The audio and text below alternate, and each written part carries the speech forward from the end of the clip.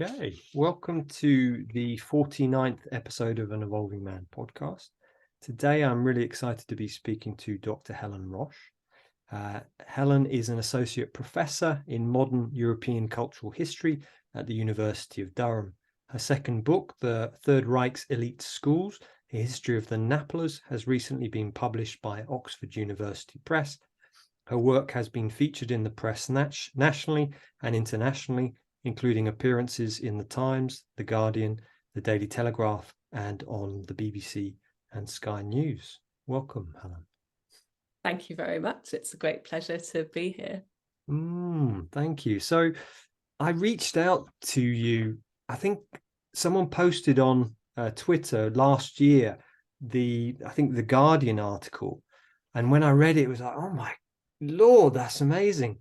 So I reached out to you this year and I was like, I'm really fascinated by the research you've done, 10 years. So I'd love you to explain a little bit of how you got into the work you're now doing, please, Helen. Yeah, sure.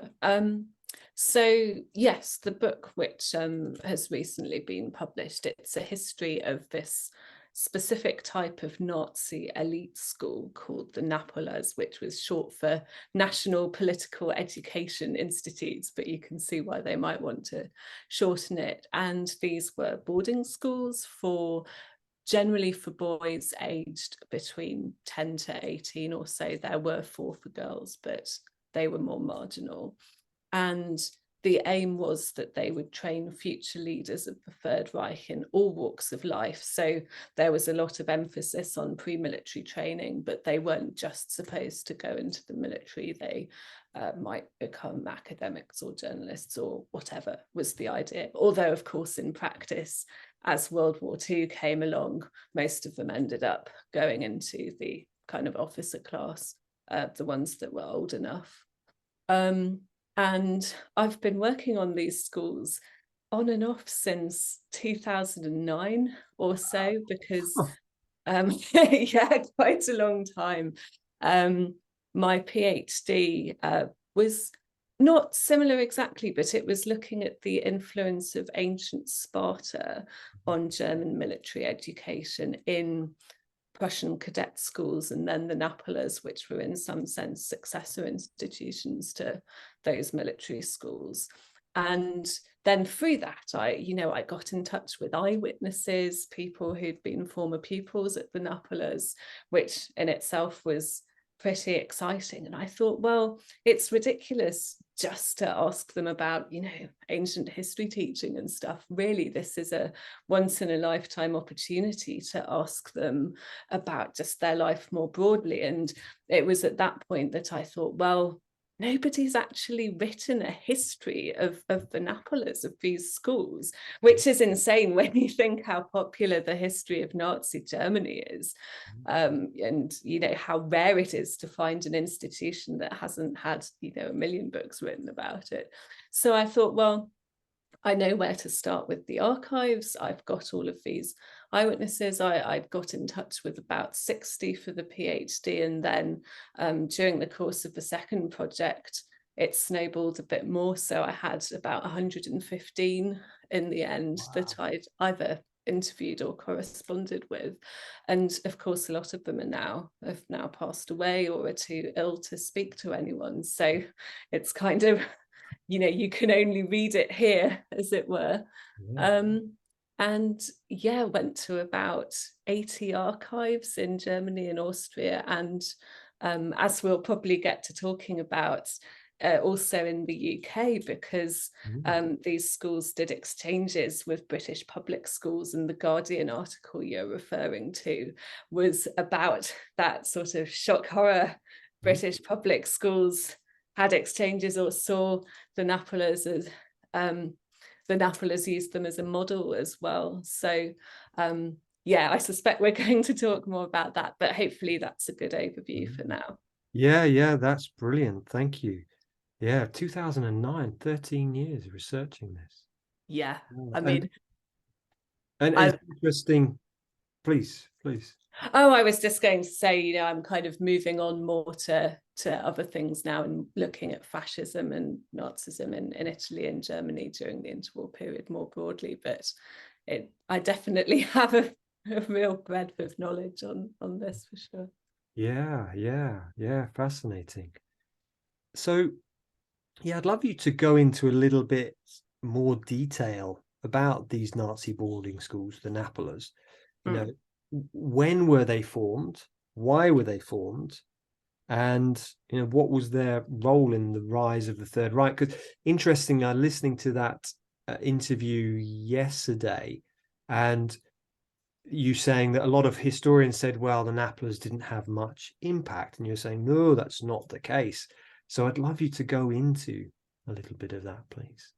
Yeah, sure.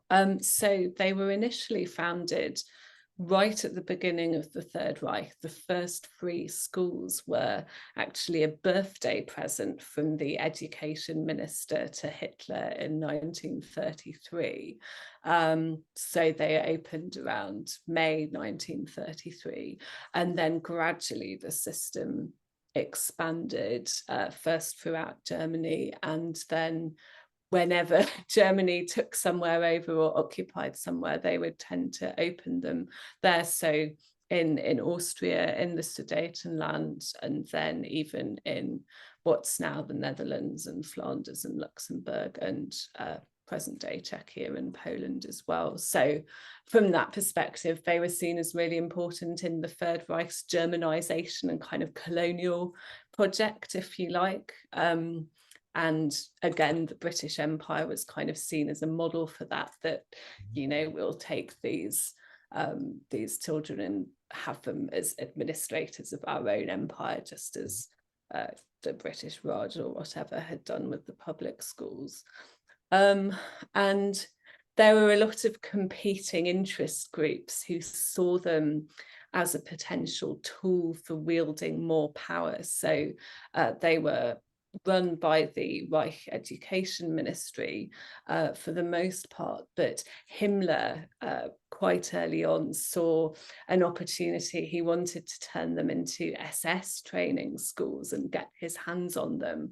So as the 30s wore on, he kind of maneuvered things so that the previous SA affiliated inspector of the schools was discredited, and an SS inspector who would work in his kind of ambit and work towards him, if you like, was in power. And so gradually the SS got more and more influence over them, particularly in the occupied territories, but they never fully achieved that aim. The military also saw them as incredibly important for producing officer fodder. Basically, there are all these testimonials of generals and admirals saying, you know, we've never had a Napola people that we couldn't immediately put into a command position and things like that. So all of these interest groups, when the war came along, they were desperately trying to recruit more of them, and you know, the SS kind of competing and saying, you know, too many people have gone into the Wehrmacht, we need to get our recruiting officers out there to this kind of thing. And even towards the end, the military were coming in sort of bribing them to enlist with chocolate and things like that. So yeah, I don't know if that goes some way towards answering your question. Yeah, definitely. So it sounds like they were really looked upon, that they wanted those students to come to their different parts of the army or the SS. Yeah, absolutely. And I think there were some schools that had specific Air Force cadet fast tracks, at least in 1939 to 40 or 41, and some which were based on the sea or on large lakes, which would train, you know, have more pre-naval training to an extent. Yeah, great. That really kind of answers. So it sounds like they had a big role in the rise of the Third Reich. Yeah, I would argue that maybe they've been overlooked partly because people didn't want to admit that their education could be effective in some way, and that's understandable because they were, training these largely boys to, potentially have become the kind of people who could commit atrocities and who were just ideologically steeped in National Socialist doctrine. But at least from the military perspective, they really do seem to have created this kind of officer caste almost that saw itself as very elitist and was also very effective. So at least on the battlefield, they kind of proved that that training had been sort of gruesomely successful, if you like.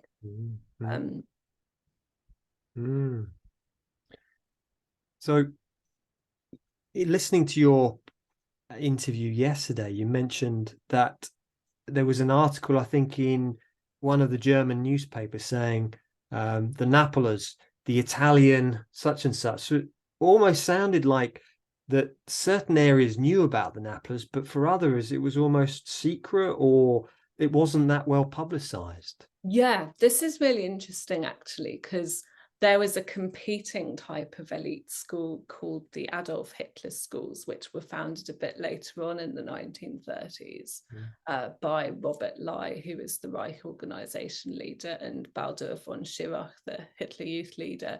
And people said it was because Lai's son or Lai's nephew had failed to get into Napolas, so he wanted to create his own party schools. But regardless, they were really good at publicizing themselves, whereas the Napolas, they kind of restricted press coverage and what teachers could say in external talks and things like that. And so you're right, there's this article in a leading West German paper that said, Italian boys are collecting for the Winterhilfswerk, the winter charity collection, assuming that they were from Naples, that if you're from the Napola, that means you're from Napoli, and clearly just didn't actually have a clue. Whereas obviously in the immediate environs of the schools, they were quite big employers. They had to employ almost like an army of maids and cooks and mechanics and gardeners and caretakers and so forth. So they were kind of quite significant in local economic terms. But there was definitely some dubiety and some sectors who just didn't really know that much about them at the time, as well as now. Thank you. So your previous book was about Sparta's influence on the schools and the general education. I'd love you to speak a little bit about that. How did that come about, and what kind of drew you into researching that topic? Yeah, sure. That's a really interesting question. I mean, I came upon the topic really because I started off as a classicist. All of my degrees, in fact, were in classics at Cambridge and not history. And I sort of later moved into more modern history and have successfully, hopefully, reinvented myself as a modern historian. But at the time, I was interested in Sparta and Spartan history and education as I was coming to the end of my undergraduate degree. And then I was looking for a master's topic, basically.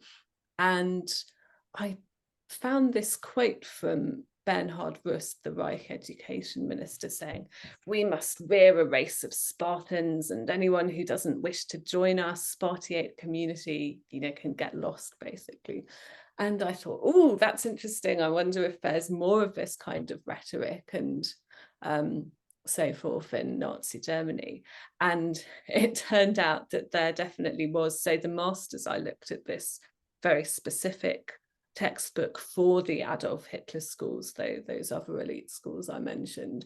And it was literally called Sparta, the Life Struggle of an Aryan Master Race. And the entire textbook was basically trying to get the pupils to identify as young Spartans, and putting forward things like, the Battle of Thermopylae and heroic self-sacrifice as the highest ideal, and basically perverting Spartan history to fit Nazi ideological tropes. And so then for the PhD, I thought, well, this is interesting, but I know there's a lot of stuff in the cadet schools about this. There was a novel called Spartan Youths, or Spartaner Jünglinge, set in 19th century Prussian cadet school, and that was just the tip of the iceberg. There was so much more, and I decided to look at the Napolas as well to kind of see what the continuities were between the two institutions. And I mean, a lot of it was down to racial theory in Nazi Germany, because it was believed that the Spartans had, I don't know, migrated from Thuringia or something, and they were really, even Hitler believed that they were genuinely related to the present day Germans, and so Spartan blood was running in German veins. You get this kind of rhetoric a lot. And then the idea of Spartan education and kind of toughening boys up to become warriors and so forth was also something that was kind of pushed in textbooks and even by individual teachers. So I've got some testimonies from the former pupils where they're talking about how their teachers would tell them that they had to become brave young Spartans, and would link that with the tests of courage and things that they were forced to undergo. Fascinating. Become brave young Spartans. Mm-hmm. Yeah, amazing. Yeah, because the Spartans, didn't they separate their children from their families at quite a young age as well? Yeah, that's correct. Do you know what age that was? I think it was around 7 or 8. So it was a bit younger, but not that much younger than at these schools. Interesting. Thank you. Yeah, which is interesting because, as you know, in the UK, that's often the age which most people go to boarding school, 7 or 8. Yeah, absolutely. Prep school. And it's interesting when asked by, those who are questioning boarding school, why they've chosen those ages, there's no answer to that.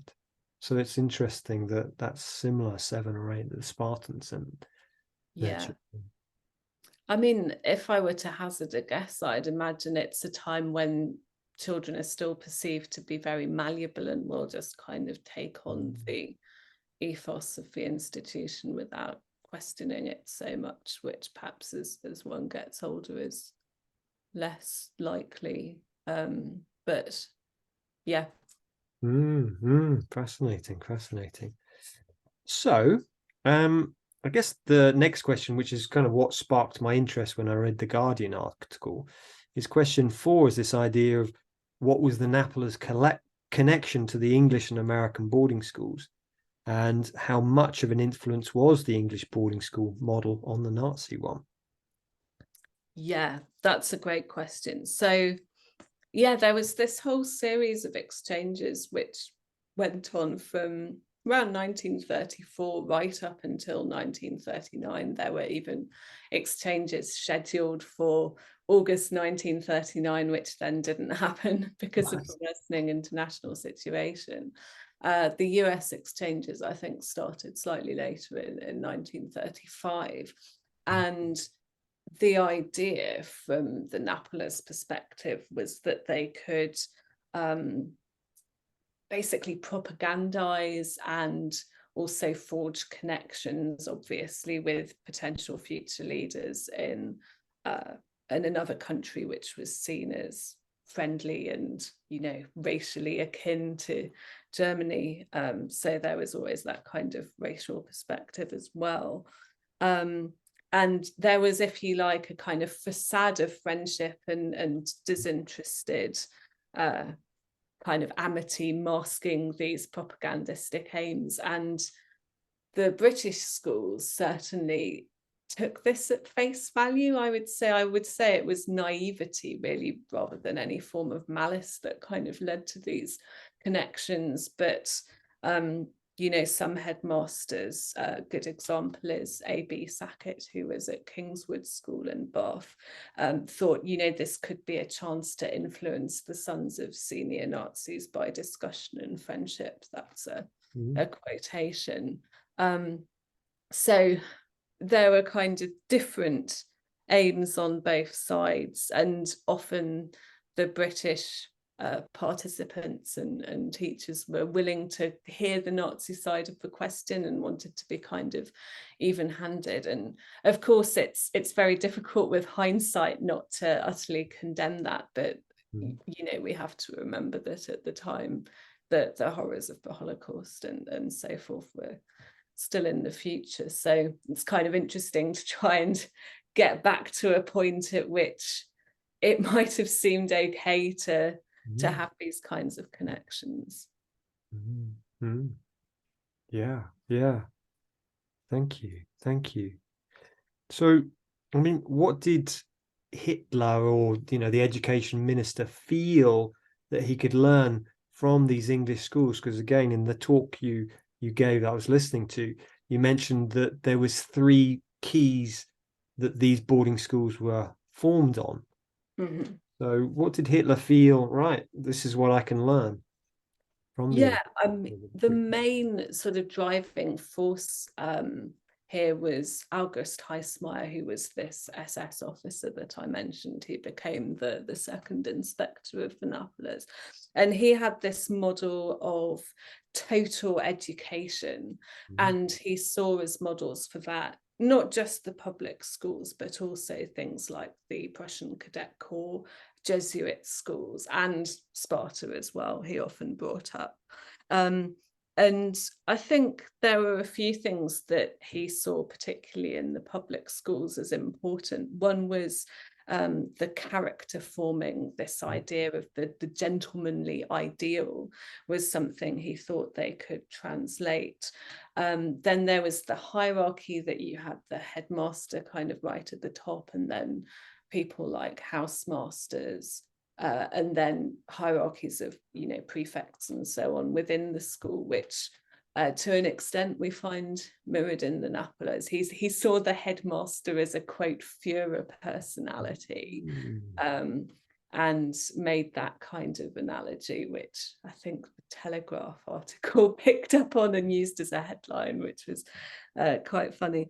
And then another really important thing was the physical training and the toughness.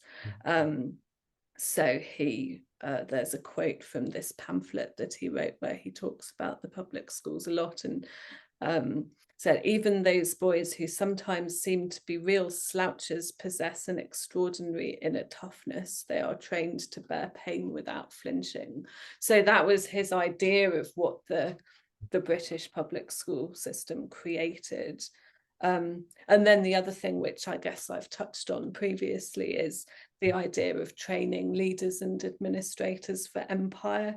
But the idea was that they would go one better than the British Empire because they weren't training them into a kind of caste mentality based on class distinctions.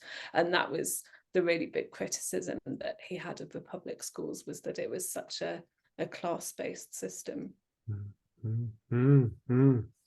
Interesting. That quote, trained to bear pain without flinching. Wow. And yeah, amazing. So I guess from there, you know, so, you know, you've mentioned maybe a bit there, how were they similar or dissimilar to the British schools?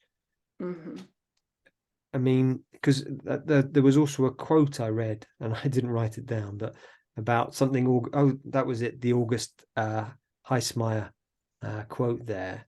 I mean, was there any other similarities or dissimilarities with the British or an American and the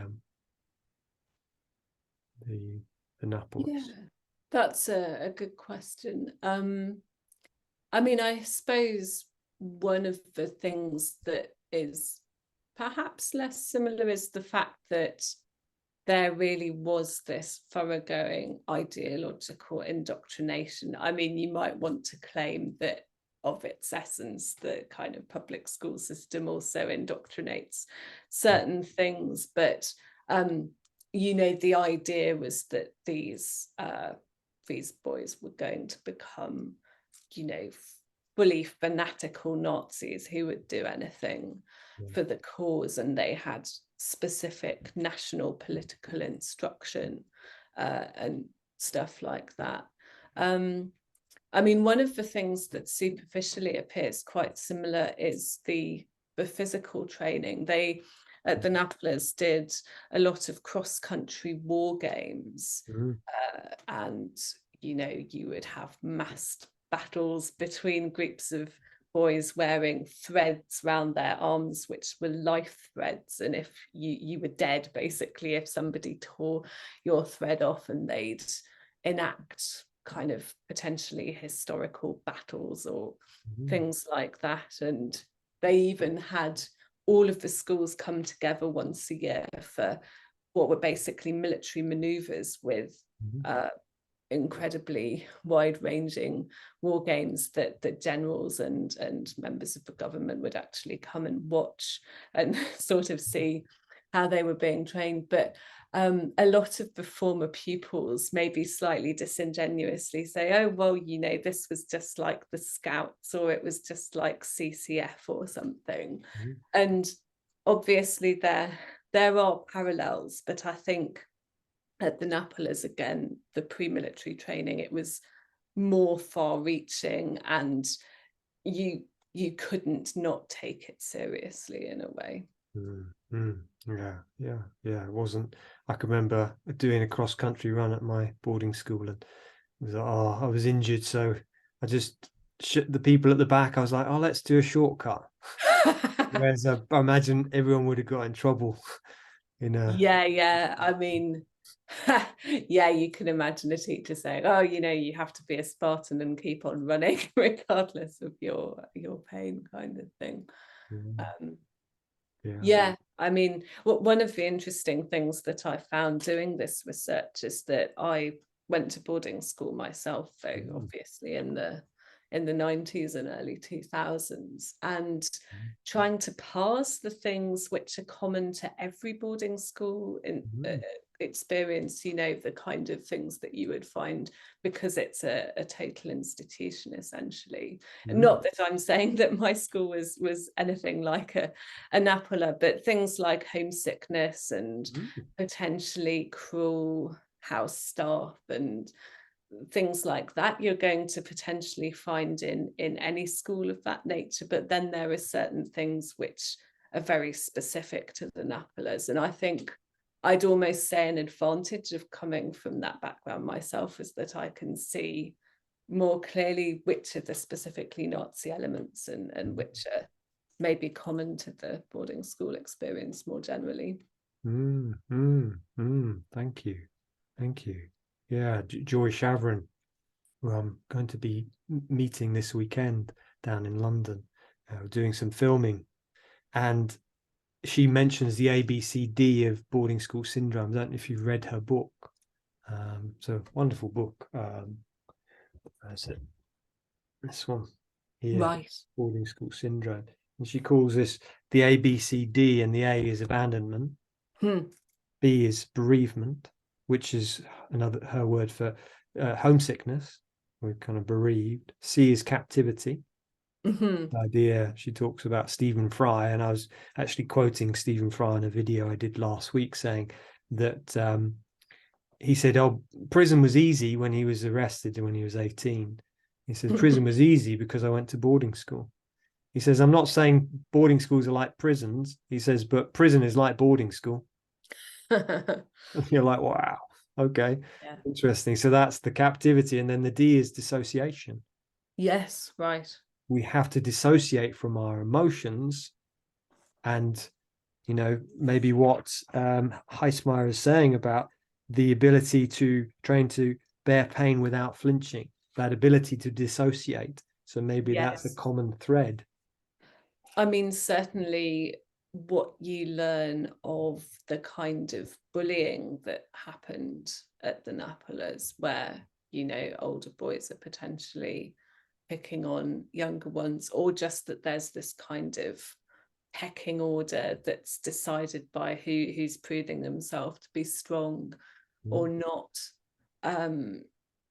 You know, you can essentially see people becoming less humane, and I guess dissociation is probably part of that in a way, or that you're trying to just fit into your environment, and that environment has elements that are conducive to that kind of hazing and so forth.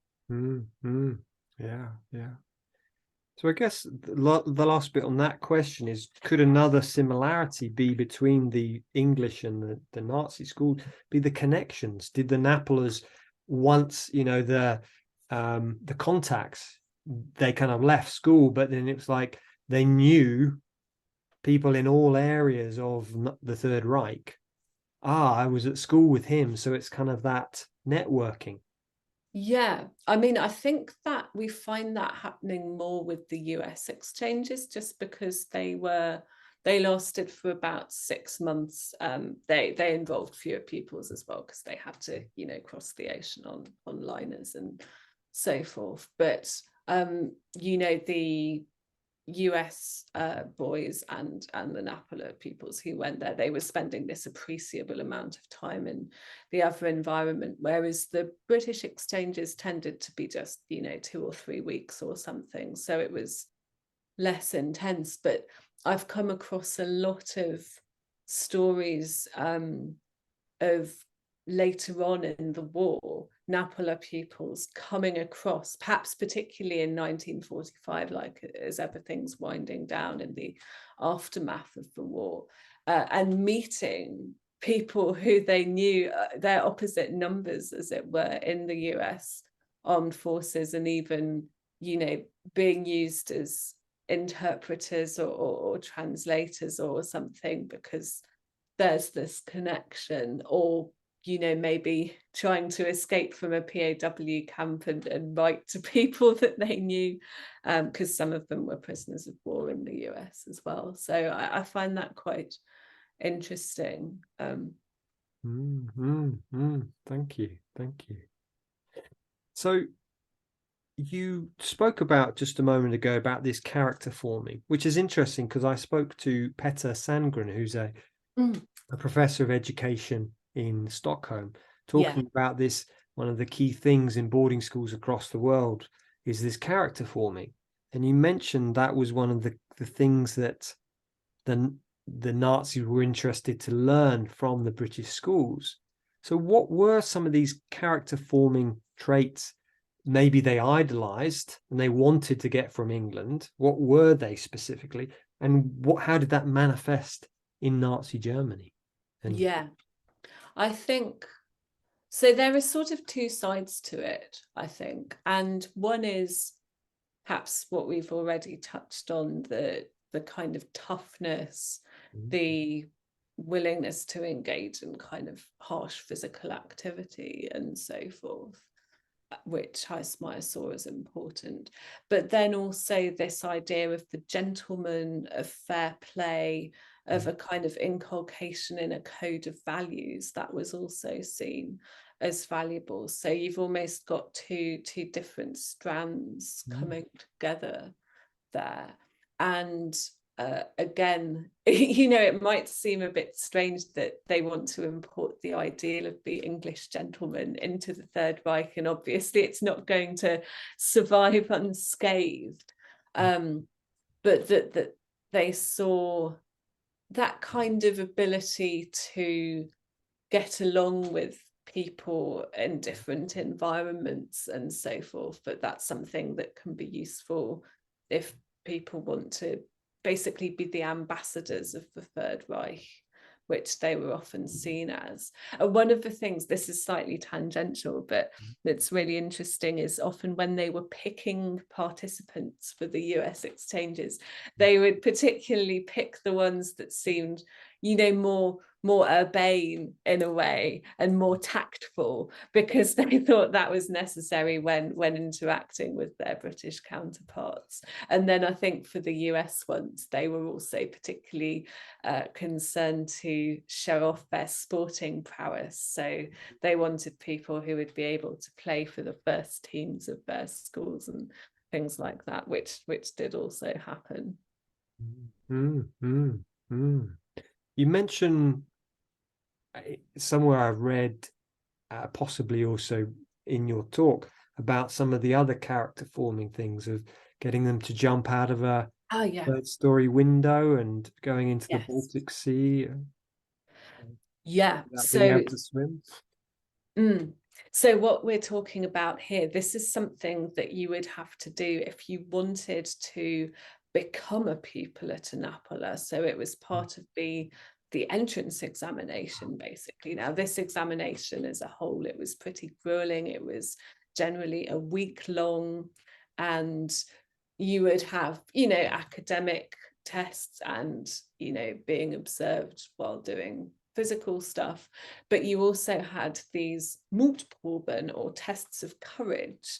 And the idea was exactly that you would have to do something that would seem pretty terrifying if you're a 9 or 10-year-old, right?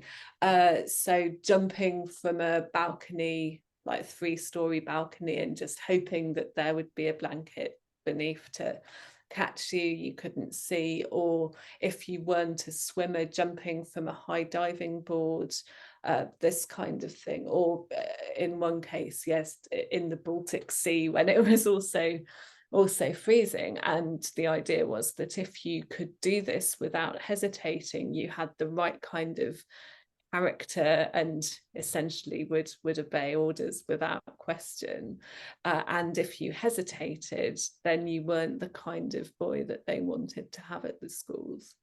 Wow. Third-story window. I saw some of the pictures, I think, on your talk. Didn't realize they were blindfolded as well. It's like, wow. Oh no, well, they weren't necessarily blindfolded, but you couldn't see what was below. You couldn't see what. So you wouldn't be sure that you were going to be saved. And obviously with the diving as well, they would have older boys ready to come to the rescue, but you wouldn't necessarily know that at the time. Wow, that's character forming. What else did I have here? Character forming that there. So I guess if you want to go into a bit more about the exchanges, there's also visits from head teachers from the US and the British, sports tournaments. I think Eton, you mentioned quite a few of the names, Westminster, Eton, possibly Harrow. Yes. Came to do sports tournaments, head teachers. Yeah, absolutely. So, I mean, pretty much any public school you'll have heard of, and some that you haven't, even if they didn't take part in the actual exchange program, they would still have done sporting tournaments. So with Harrow, for instance, I'm not sure if they actually did exchanges as such, but they had, sent fencing teams out to the Napolas, and I think possibly football as well. I went to Shrewsbury School. They had like a football team tour that went round to various Napolas. And the German boys were often kind of fascinated to ask them questions about, what's life like in the UK and so on. And then, there were lots of visits by headmasters as well, as you've said. One example that's particularly interesting is the headmaster of Dauncey's school in Wiltshire, and this man was called Mr. Olive, and he went on this tour again of multiple schools, multiple Napolas, and he wrote this kind of pamphlet about it, where he's basically saying, yes, we must get a new gymnasium. These schools have shown me how important it is to have, state-of-the-art sports facilities and so forth. the sporting prowess of the Napola pupils was often something that was remarked on. You know, even in photographs, you can often see that they're very physically fit and kind of muscly and so forth, because of all the sport and so forth that they're doing. So this emphasis on physical education and fitness was also seen as something that was worth emulating.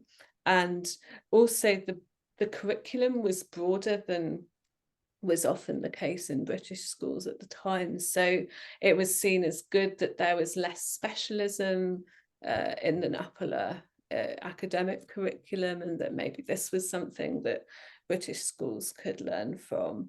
And yeah, you mentioned this in your questions, I think, but there was also a prep school headmaster called E.K. Milliken of Lancing House School, which I think was in Lowestoft. And he first went to the schools, I think, with a group on exchange, and then had a couple of boys from Napola, Naumburg at Lancing House, and was incredibly impressed with their demeanor and everything.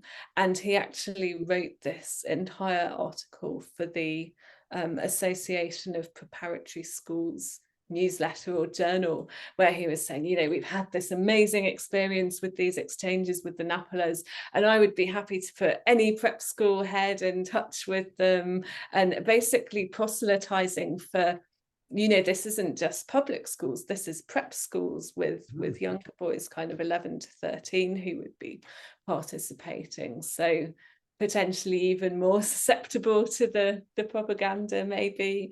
But again, he just kind of takes it entirely at face value and just presents this as a brilliant opportunity for any school to be involved with. I think you mentioned at one point that you interviewed this man who had been on one of the exchanges, and I think you quote that he went after Hitler's birthday or something, and he was going, wow, this is amazing, rather than being, whoa, this is too much, actually being taken in by. Yeah, this is the case. I've actually written an article a few years ago where I talk about this in more detail. But yeah, I was lucky enough at the outset of my research. This was, I guess, well, it was maybe towards the end of my PhD, but there was still some English people alive who had participated in the exchanges as schoolboys, which I think now probably most of them would be dead. And yeah, there was you know, often an attempt when they came to the Napolas to take them to suitable kind of Nazi grand occasions, or in this instance they went to Berlin and they went to a big rally, and you know, were able to see Hitler and other grandees. And this guy, I think Frank Tovey was his name, said, you know, we were really impressed by their kind of motivation and the sort of seeming national confidence that was displayed in these moments, and thought, you know, maybe this is something that Britain would do well to emulate. Interesting. Yeah. So, I mean, that quote from The Guardian says the ideal outcome of the program of these exchanges would be for Napola pupils and staff to learn how things were done in England and then use that knowledge to improve their own educational techniques. Do you feel that was achieved with the Napolas?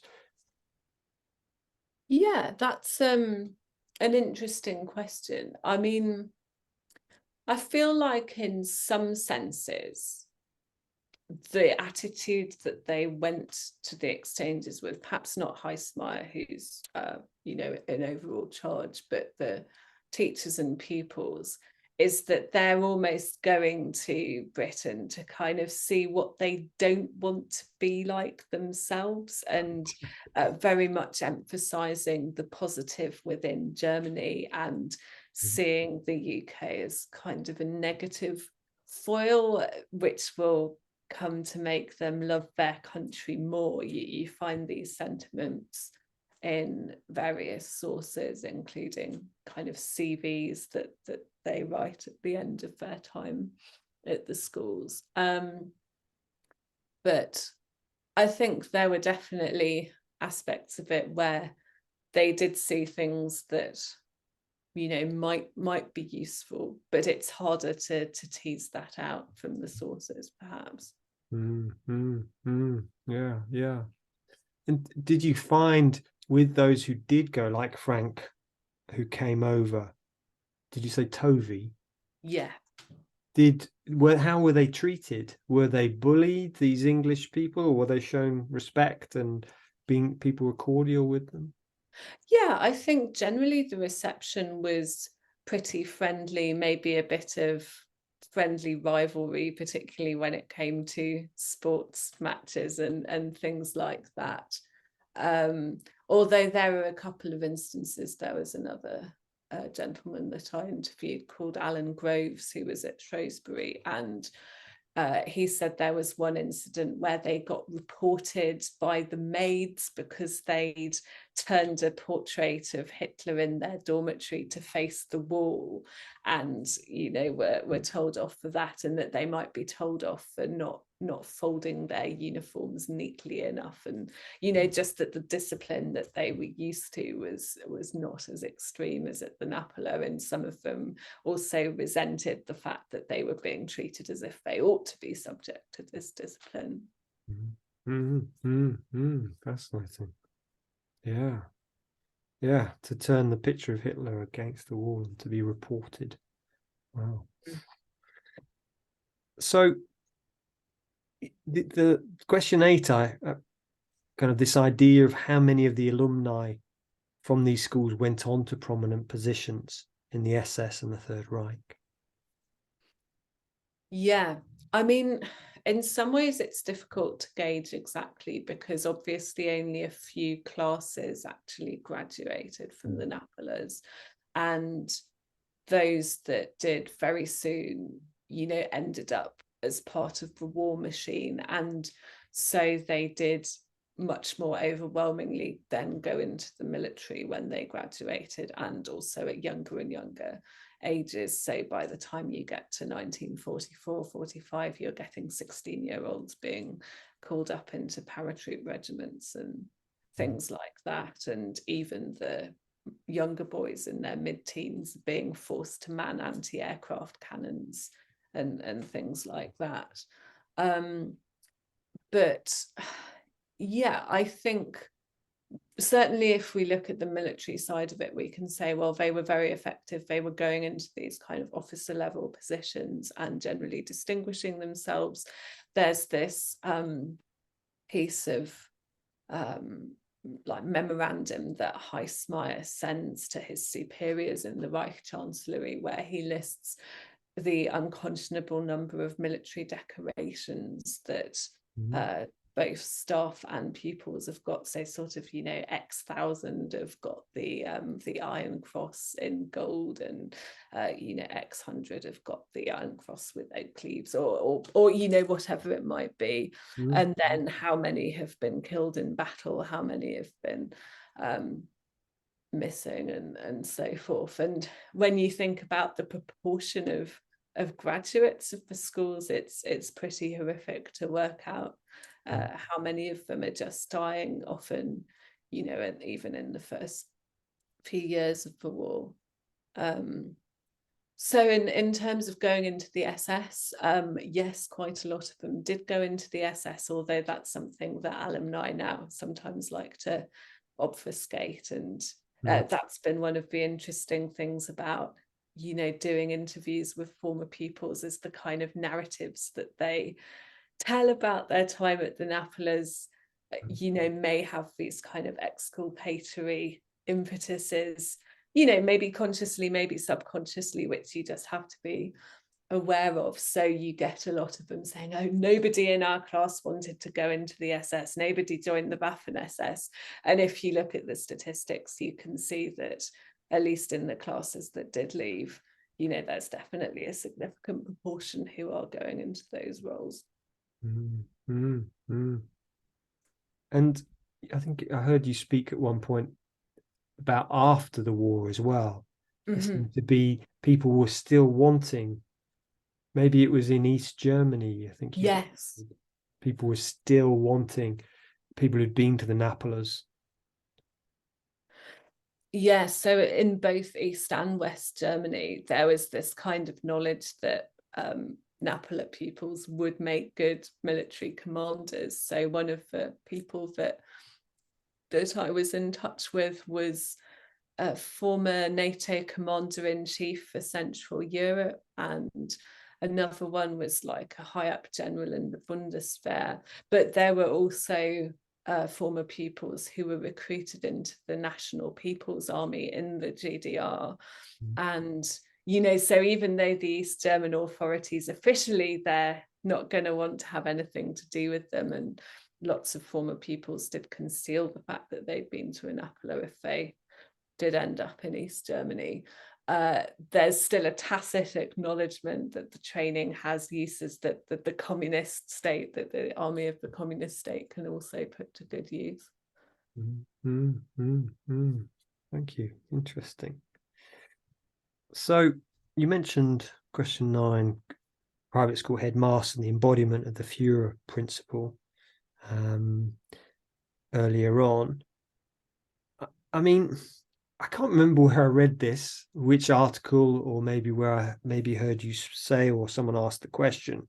But question 10, this idea of, you know, this idea of something in the early 30s, it was seen that the Hitler Youth wasn't really working, and them wanting to start the Napolas up in order to indoctrinate these children more. I don't know if I read that somewhere, I've just heard that.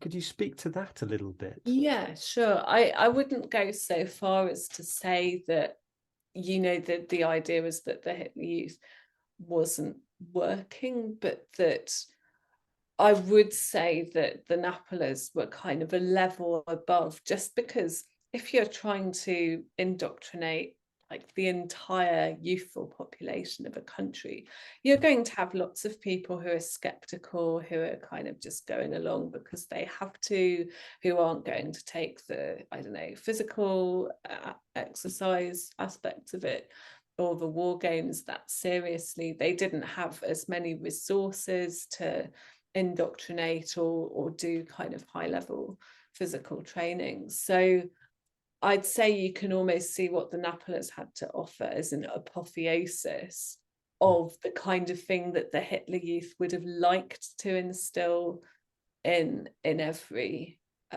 boy or girl or whatever, but just, you know, couldn't manage because of the logistical constraints. And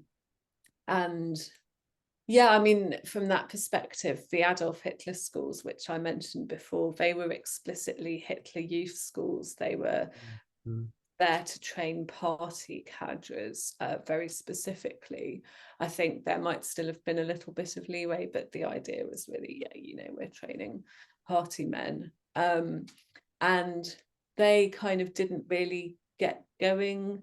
Their program was more experimental and so forth. So although they were better at getting the word out there about what they were doing, and so more people knew what they did, I'd argue that the program was rather less successful than the Napola program in terms of turning out those kinds of people. And there were only a couple of graduating classes in the end, but certainly before the war they started in like 1937 or something. So I think one thing that is interesting here is that the Reich education minister clearly saw the Napolas as a kind of bellwether or vanguard for what he wanted to achieve in schools. And even Hitler kind of bought into this, because we find this other type of boarding school that's more general being founded during the war called the Deutsche Heimschulen, or sort of German boarding schools. And they were kind of putting a Napola model into practice, but extending it to wider spheres of the population, not just, you know, an elite. And I definitely get the impression that the idea was that this would become a really dominant form, because this trio of educational influences, which is the parental home, school, and the Hitler Youth. Boarding school was seen as getting rid of the parental influence, and then combining the sort of Hitler Youth and the school indoctrination in a way that was seen as most admirable. Yeah, getting rid of the parental influence. Interesting. Yeah, I wonder, I mean, this is the thought, because obviously at mainstream boarding schools now in the UK, we still have that the parents aren't really involved. I mean, now they can WhatsApp, but there's no actual physical presence. So it sounds like they specifically did that to get rid of the parental influence. And yet I almost see that still happens in the modern day boarding schools, that parental influence isn't there, because, and even the adults, I think, as someone, I was speaking to a head teacher in South Africa, which was interesting, this idea. He was saying that although they seem very modern, they were based a lot on the Prussian boarding school model. He says that they seem very up to date, but then once the lights, or once the teachers go home and you go into the boarding house at nighttime, he says they're still very much run by the boys, and they still have that Prussian, very strict, you know, lack of parental support or even adult. Yeah.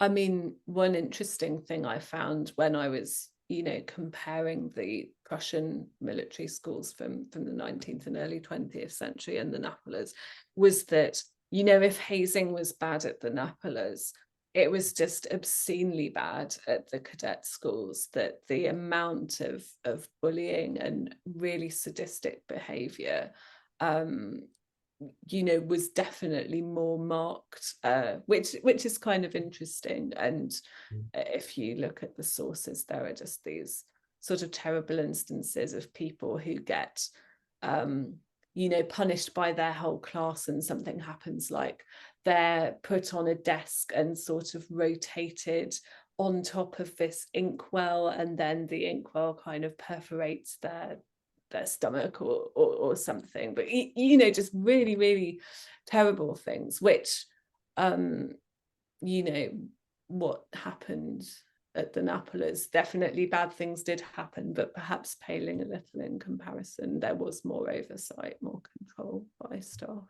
It's interesting that, as you share that, reminds me speaking to Petter Sandgren, saying that in Sweden they had an example. This was a couple of years ago, of a boarding school where they'd put an iron on the back of a boy's right, yeah.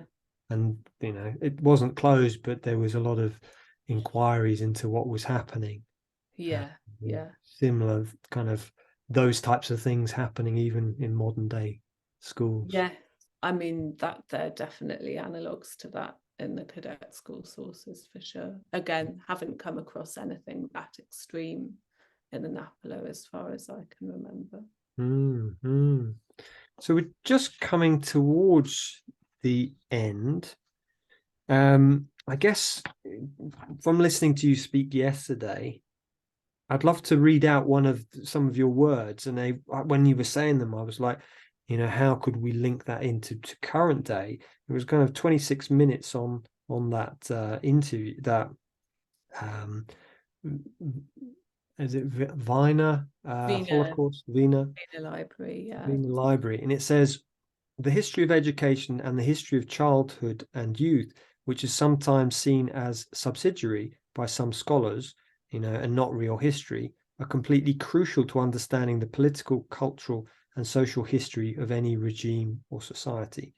And we can gain new insights by exploring these different voices in institutions within a broader historical context.